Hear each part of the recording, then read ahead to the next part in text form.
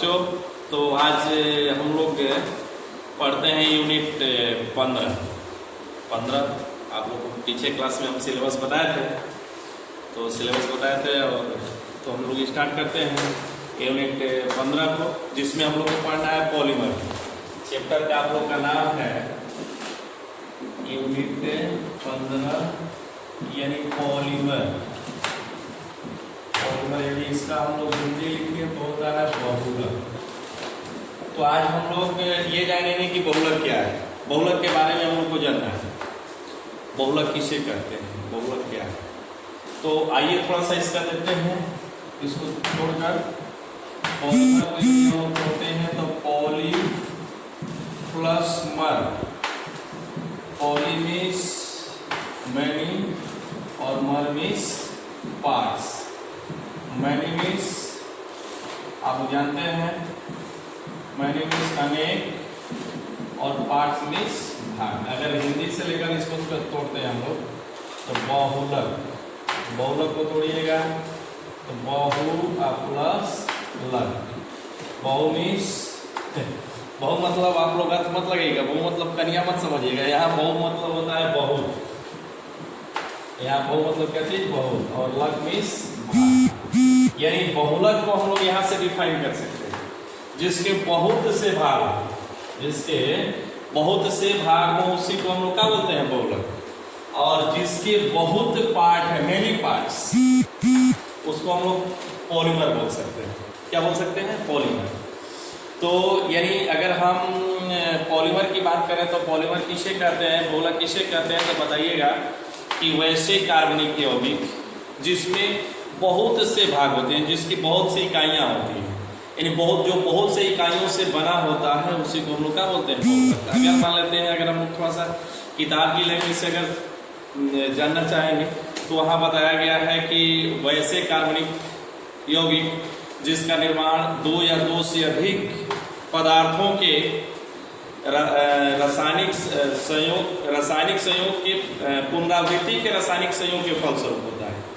पुनरावृत्ति के रासायनिक संयोग के फलस्वरूप होता है, उसी को हम लोग क्या बोलते हैं? बहुलक बोलते हैं। जैसे एग्जाम्पल में हम लोग लेते हैं इथीन है, और इस इथीन से बनता है पॉलीथीन। इथीन से क्या बनता है? पॉलीथीन। यानी इथीन को बार बार एक दूसरे से कॉम्बिनेशन करने के बाद ये बना। जैसे कि एग्जाम्पल आप ले लेते हैं CH2, ये इथीन का सूत्र होता है, इसको आप लोग इथीन बोलते हैं। क्या बोलते हैं? इथीन। और इस इथीन से बनाए हैं पॉलीथीन CH2 फिर इसी को आगे लिख सकते हो CH2 के होल N और यहाँ N। तो क्या हुआ है इसमें देख रहे हैं हम लोग कि फिक्स कार्बन और हाइड्रोजन की संख्या, और इसमें कार्बन और हाइड्रोजन की संख्या फिक्स नहीं, ये बार बार रिपीट होगी। यानी ये ऐसे एलिमेंट्स बार बार आपस में कॉम्बिनेशन करेंगे इथीन। यानी इसको हम लोग ऐसे भी लिख सकते हैं CH2 प्लस N CH2, और ये तब जाकर ये वाले पार्ट में बनाया ये CH2 के बोले। तो इसको हम लोग इथीन बोल रहे हैं। क्या बोल रहे हैं? इथीन। और ये भी क्या है? इथीन है। तो जाकर ये क्या बनाया? पॉलीथीन। तो पॉलीथीन, इथीन में फिक्स, लेकिन पॉलीथीन में इथीन कितने हैं इसकी कोई संख्या लिमिट नहीं है। पॉलीथीन यानी पॉली मतलब कि मेनी मतलब अनेक इथीन से बना पॉलीथीन। अगर अब आपसे कोई पूछे कि पॉलीथीन का सूत्र क्या होता है, तो डायरेक्ट आप बोलिएगा कि CH2 के होल N, या इसको शॉर्ट में लिखना चाहोगे तो लिखोगे CH2 के होल N। पॉलीथीन का ये सिंबल सूत्र हो जाएगा। और पॉलीथीन बना किससे? तो इथीन से। तो हम लोग को कभी कभी ये मिल जाता है कि बहुलक क्या है। और एक पीछे क्लास में अगर चलिएगा आप लोग तो उसमें मिला था मैक्रोमोलकुलर, बृहद अणु। क्या चीज? बृहद अणु। तो बृहद अणु किसे कहते हैं? तो वैसे अणु जिसमें अनेक परमाणु होते हैं, बहुत से परमाणुओं से जो बना होता है उसको बृहद अणु बोला जाता है। अब कभी कभी क्वेश्चन कुछ लोग आप लोग को थोड़ा सा डिस्टर्ब करने के लिए कर सकते हैं कि बृहद अणु और बहुलक में क्या डिफरेंस है। बृहद अणु और बहुलक में क्या डिफरेंस है? तो आप बताइएगा कि बृहद अणु में परमाणुओं की संख्या निश्चित होती है, लेकिन बहुलक में परमाणुओं की संख्या निश्चित नहीं होती है। फिर क्वेश्चन आप लोग के पास यही आ जाता है कि क्या बहुलक बृहद अणु होता है? तो बोलिएगा बिल्कुल होता है। सभी बहुलक को हम लोग बृहद अणु बोल सकते हैं, क्योंकि सभी बहुलक में अनेक परमाणु उपस्थित होते हैं, लेकिन सभी बृहद अणु बहुलक नहीं होता है। आप बोलेंगे क्यों नहीं होता है? सभी बृहद अणु बहुलक क्यों नहीं होता है? तो आप बताइएगा कि सभी नहीं, बृहद अणु बहुलक नहीं होता है। कोई भी बृहद अणु बहुलक नहीं होता है, क्योंकि बृहद अणु में जो परमाणुओं की संख्या होती है वह क्या होती है?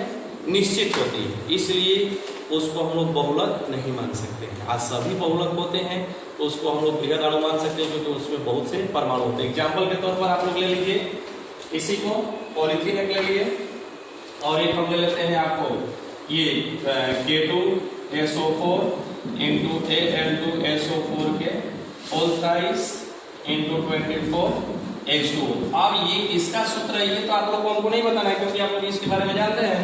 अब इसमें यदि कोई आपसे पूछेगा कि कितने परमाणु है, तो फिक्स है, ये जोड़ लीजिए यहाँ पर 24 3 72 यानी 48 को हाइड्रोजन, आइए 24 3 72 एलिमेंट्स तो यही हो गए, 72 यहाँ हो गए और 2 यहाँ, 72 2 74 74 अच्छा 78 79 2 80 80 3 83 12 सॉरी पोटेशियम 2 है, 2 sulphur 1 oxygen 4 aluminium 2 sulphur 3 oxygen 12 और ये 48 और ये कितना 24, यानी इसकी संख्या को हम लोग जोड़ लेते हैं। तो 4 8 12 2 14 3 17 2 19 19 4 23 1 24 24 2 26, ये 2 4 6 1 7 7 7 2 9, यानी इसमें टोटल कितने परमाणु? 96।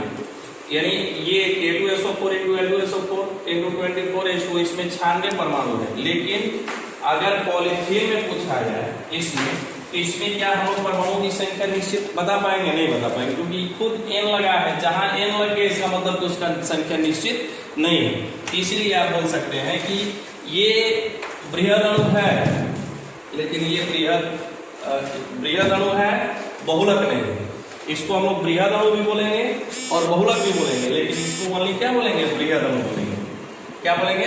बृहद अणु। तो बृहद अणु और बहुलक में डिफरेंस, बृहद अणु में परमाणुओं की संख्या निश्चित और बहुलक में परमाणुओं की संख्या निश्चित नहीं होती। इसलिए कहा गया है कि जितने भी बहुलक हैं तो वो अनलिमिट परमाणु से बना है, अनलिमिट उसमें एलिमेंट्स उपस्थित है, तो वो उसका कोई बड़ा परमाणु वाला अणु होगा। लेकिन जितने भी बृहद अणु है वो एक लिमिट परमाणुओं से बना होता है, इसलिए वो केवल बृहद अणु ही हो सकता है, बहुलक नहीं हो सकता है। तो ये जब आपके पास बात आएगी कि बृहद अणु और बहुलक में क्या डिफरेंस है, तो आप आसानी से बताइएगा कि सभी बहुलक बृहद अणु होते हैं, लेकिन सभी बृहद अणु बहुलक नहीं होते हैं। अब बोला जाए क्यों? आसानी से बृहद अणु में परमाणुओं की संख्या निश्चित होती है, जबकि बहुलक में परमाणुओं की संख्या निश्चित नहीं होती, उसमें अनलिमिटेड होता है। चलिए ठीक, ये बात रहा हम लोग का बहुलक और बृहद अणु में। अब बात आ गए ये बहुलक, ये क्या पार्ट, जैसे एग्जाम आप लोग को पीछे हम बताए थे A + B → मान लेते हैं यहाँ A, तो पीछे क्लास में आप लोग को 11 क्लास में बताया गया था रिएक्टेंट और क्या थी? प्रोडक्ट। और ये प्रोडक्ट इसमें जब हम लोग को अनलिमिटेड परमाणु वाला मिल जाता है तो इसी को हम लोग क्या बोल रहे हैं? पॉलीमर। क्या बोल रहे हैं? अब पॉलीमर के निर्माण करने में जितने भी पदार्थ पार्टिसिपेट करेगा, पॉलीमर के निर्माण करने में जितने भी पदार्थ पार्टिसिपेट करेगा, उस पदार्थ को हम लोग मोनोमर के नाम से जानते हैं। किस नाम से जानते हैं? मोनोमर। मोनोमर मतलब होता है एकलक, और पॉलीमर मीन्स क्या होता है? बहुलक। पॉलीमर मीन्स क्या होता है? बहुलक। यानी बहुलक के बनाने में जितने पदार्थ पार्टिसिपेट किए तो उसको क्या बोलिएगा? एकलक। जैसे पॉलीथीन के बनाने में कौन से पदार्थ पार्टिसिपेट किया? तो इथेन। तो पॉलीथीन का एकलक इकाई क्या बोलिएगा? तो इथीन। इथीन का बहुलक क्या बोलिएगा? तो पॉलीथीन। ऐसा समझ में? ठीक, चलिए नहीं, यहाँ पर हम लोग एक आगे लेते हैं, फिर आगे इसका क्या है एग्जाम्पल नेक्स्ट लेते हैं। जैसे एग्जाम्पल नेक्स्ट में हम ले लेते हैं, कभी कभी क्या होता है कि मान लेते हैं हम आपको ले लिए a + b tends to ab, ठीक, यहाँ n लगा दिए, यहाँ n और n लग गया तो फिक्स है कि ab की संख्या निश्चित नहीं, ab बार बार आएगा। आप समझ रहे हैं, यहाँ भी n एक के आगे n लगा है तो n मतलब कि यहाँ a की संख्या निश्चित नहीं है, यहाँ भी लगा है तो इसकी n की संख्या निश्चित। अगर यही आपके पास a + b tends to ab रहता है, इसको आप लोग बहुलक नहीं बोल सकते हैं, ये बहुलक नहीं है। लेकिन यहाँ जब n लग गया तो ये ऑलरेडी क्या है, पॉलीमर है, क्योंकि इसमें बहुत से पार्ट, और इस पॉलीमर को बनाने वाला जो ये पार्ट हुआ इसको आप लोग मोनोमर बोलिएगा। क्या बोलिएगा, मोनोमर। यानी अगर आपसे कोई पूछे कि AB के होल n का मोनोमर क्या होगा तो बोलिएगा A और B है। क्या बोलिएगा, A और B। अगर जैसे एग्जांपल लेते हैं A2 और यहाँ बना दिए A के होल n, अब आपका ये पॉलीमर हो गया, ये क्या हो गया, पॉलीमर। अब इस A के होल n का अगर आपसे कोई पूछेगा कि मोनोमर क्या होगा तो क्या बोलिएगा, मोनोमर A होगा। क्या बोलिएगा, A। तो आप इस बात से संतुष्ट हुए कि पॉलीमर और मोनोमर क्या है। जैसे आपको कोई पूछे कि पॉलीथीन का मोनोमर इथीन, अच्छा चलिए ठीक है, एक छोटा सा ट्रिक हम बताएंगे, जिस छोटा सा उस सभी के लिए लागू नहीं होगा। अगर आप जैसे मान लेते हैं आपको मिल गया पॉलिएस्टर, क्या मिल गया, पॉलिएस्टर, तो जिसमें पॉली लगा है तो समझिएगा कि वो बहुलक क्या है, बहुलक। जिसमें पॉली लगा है वो क्या है, बहुलक है। जैसे पॉलीएक्राइलोनाइट्राइल, इसमें भी लगा। बहुत सारे ऐसे बहुलक हैं जिसमें पॉली नहीं लगा रहता, जैसे बेक्रान है, क्या है, बेक्रान है, नाइलॉन 6 है, ब्यूना एस है, ब्यूना एस है। अब इसमें नहीं है तो सर इसके लिए क्या करना होगा, कैसे इसका जानेंगे कि ये क्या है, तो इसको हम लोग को याद करना पड़ेगा, इसके लिए कोई दूसरा आइडिया नहीं है। अब इसमें जिसमें पॉली लगा है तो पॉली को उठाइए और बता दीजिए कि इसका बाद वाला जो है वो क्या है, मोनोमर। जैसे अगर आपको पूछे पॉलिएस्टर का तो एस्टर, पॉलीएक्राइलोनाइट्राइल का एक्राइलोनाइट्राइल, जैसे फिर बोल दिया जाए कि पॉली विनाइल क्लोराइड का तो बोल दीजिएगा, पॉली हटा दीजिएगा, विनाइल क्लोराइड। बात समझ में आया। तो ये हम लोग का है क्या, मोनोमर और पॉलीमर। ये मोनोमर और पॉलीमर हो गया। चलिए फिर बात हम लोग करते हैं थोड़ा सा 1 मिनट के लिए, और आप लोग को इसमें पुनः रिविजन में ले चलेंगे ताकि आप लोग को ये बात समझ में आ जाए कि बहुलक और एकलक क्या है, तब फिर आगे की बात हम करेंगे। फास्ट पढ़ने से अच्छा है थोड़ा धीरे धीरे पढ़ें, कम ही पढ़ें, सही रहेगा। एक बार पता चलेगा कि टोटल खत्म हो गया और कुछ समझ में नहीं है तो फिर कोई फायदा नहीं होगा इस चीज को हम लोग को पढ़ने से। जैसे एग्जाम्पल हम थोड़ा सा लेंगे आपको, ठीक, जैसे एग्जाम्पल लेते हैं CH2 एक लेते हैं H2N CH2 के होल 6 NH2, फिर HOOC CH2 के होल 4 COOH, ठीक। ये n लगा दिया तो आप समझ गए कि यह अनियमित है, ये भी लग गया ये अनियमित है। इसको कॉम्बिनेशन कराया, इसका कॉम्बिनेशन जब कराया, संयोग कराया,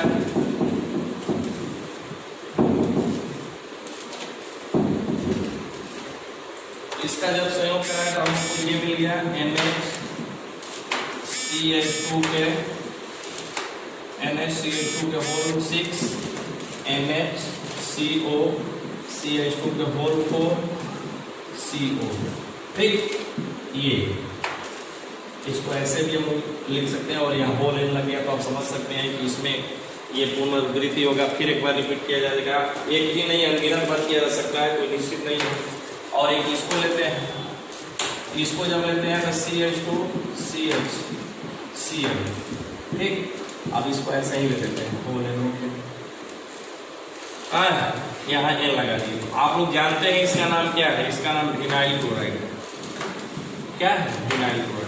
तो विनाइल क्लोराइड में फिक्स है कि इसका ये होता है सूत्र CH2 डबल बॉन्ड CH और इसको जब बार बार हम रिपीट कर रहे हैं, बार बार दोहरा रहे हैं, यानी बार बार ये जब आपस में सहयोग कर रहा है तो हम लोग को ये मिला। तो ये जो प्रोडक्ट मिला तो इसको आप लोग बोलिएगा पॉलीविनाइल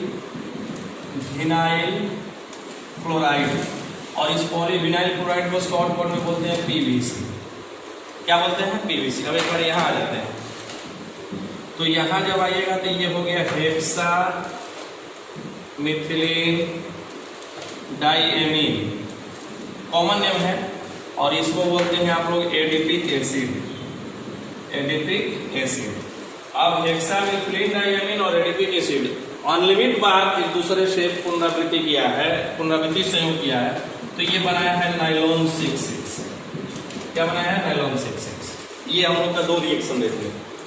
तो अब आपसे हम एक क्वेश्चन करेंगे, हमें नहीं कोई कर सकता है, कि बताइए कि PVC पॉलीविनाइल क्लोराइड का मोनोमर क्या होगा। तो आप डायरेक्ट बिना सोचे समझे बोल दीजिएगा कि इसका मोनोमर विनाइल क्लोराइड है, क्योंकि इसमें से पॉली हटा दिए, विनाइल क्लोराइड मिल गया। अब आपसे कोई पूछे कि विनाइल क्लोराइड का पॉलीमर क्या होगा, तो बोलिएगा polyvinyl chloride. Polyvinyl chloride, polyvinyl chloride. एक बात ध्यान रखिएगा, ये पॉलीविनाइल क्लोराइड बहुत कम नहीं लिखता है, ज्यादातर PVC लिखता है। अब ये PVC लिख दिया, नहीं समझेंगे कौन सा जानवर का नाम है। PVC मतलब पॉलीविनाइल क्लोराइड। अब नाइलॉन 66 में जब चलिएगा तो नाइलॉन 66 का निर्माण हेक्सामिथिलीन डाइएमीन और एडिपिक एसिड से हुआ। तो नाइलॉन 66 का निर्माण किससे हुआ? हेक्सामिथिलीन डाइएमीन और एडिपिक एसिड से। तो एडिपिक एसिड और हेक्सामिथिलीन डाइएमीन किसका एक लाख हो गया? नाइलॉन 66 का। यानी नाइलॉन 6 के कितने मोनोमर? 2। नाइलॉन 6 के कितने मोनोमर? 2। हेक्सामिथिलीन डाइएमीन और एडिपिक एसिड, और इसका पॉलीमर ये हो गया। मेरा समझाने का मतलब कि आपसे क्वेश्चन पूछा जाता है ऑब्जेक्टिव में, कंपटीशन में या आपके बिहार बोर्ड में पूछ दिया जाएगा कि नाइलॉन 66 का मोनोमर बताएं। तो जब नाइलॉन 66 का मोनोमर की बात होगा तो देख लीजिएगा नाइलॉन 66 किससे बना है? हेक्सामिथिलीन डाइएमीन और एडिपिक एसिड, इस दोनों का IPSC नाम जाकर आप लोग देख लीजिएगा, आप लोगों को पता है एडिपिक एसिड। हेक्सामिथिलीन डाइएमीन और एडिपिक एसिड, इसका ये पॉलीमर हो गया भाई। क्या हो गया? पॉलीमर। और ये हो गया मोनोमर। ठीक, फिर बात होगी, एक बात फिर करेंगे, जैसे कि पॉलीविनाइल क्लोराइड। Polyvinyl chloride. तो पॉलीविनाइल क्लोराइड का आप डायरेक्ट बोल दीजिएगा vinyl chloride. Vinyl chloride. Polythene का इथीन। तो जब ये याद रहेगा कि किससे ये बना है, तभी आप बता पाइएगा कि उसका मोनोमर क्या है और पॉलीमर क्या है। तो यानी पॉलीमर और मोनोमर यानी बहुलक और एकलक, मतलब आप समझे ना कि किसको बहुलक और किसको एकलक बोलेंगे? जिसका निर्माण जिससे बहुलक बना है उसको हम लोग बोलते हैं पॉलीमर। जिससे बहुलक बना है उसको हम लोग एकलक बोलते हैं। क्या बोलते हैं? एकलक। और एकलक जब पुनरावृत्ति संयोग करता है तो क्या बनाता है? बहुलक बनाता है। ठीक, तो ये बहुलक एकलक बृहद अणु चलेगा, कोई दिक्कत? तो एकलक क्या है, बहुलक क्या है, बृहद अणु और बहुलक में क्या डिफरेंस है बता दीजिएगा। कभी कभी कोई पूछ देता है बहुलीकरण क्या है, क्या बोला जाता है? बहुलीकरण। तो आप बताइएगा कि जब एकलक को बहुलक में परिवर्तित किया जाता है तो एकलक को बहुलक में परिवर्तित करने की प्रक्रिया ही बहुलीकरण है, पॉलीमेरिजेशन। ये विनाइल क्लोराइड को जैसे पॉलीविनाइल क्लोराइड में बता दिया हम लोग, तो यही हम लोग को पॉलीमेरिजेशन हो गया, बहुलीकरण। पॉलीमेरिजेशन, बहुलीकरण। बहुलीकरण किसे कहते हैं? बहुलीकरण किसे कहते हैं? तो एकलक को बहुलक में बदलने की प्रक्रिया हम लोग का क्या है? बहुलीकरण। ठीक है, अब आप लोग को नेक्स्ट क्लास में हम बताएंगे टाइप ऑफ पॉलीमर। 2 चीज बताएंगे, टाइप ऑफ पॉलीमर और क्लासिफिकेशन ऑफ पॉलीमर। ये नेक्स्ट वीडियो में बताएंगे। ठीक है, ओके।